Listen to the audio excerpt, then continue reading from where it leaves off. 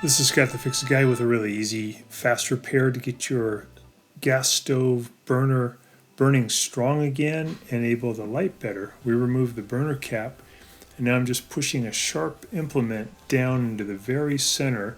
There's a little brass nut down there with a hole. I'm just cleaning out that hole. You could also use an extended paper clip. I'm using also a wire brush to clean thoroughly the upper part of this burner head. And then I'm also going to clean the burner cap. What this does is it creates a better metal-to-metal contact, and then the spark will be stronger. And if you have a stronger spark and plenty of gas, you're going to have good ignition. So I'm cleaning the underside of the burner cap, trying to get it free of any corrosion, any rust, or any food particles.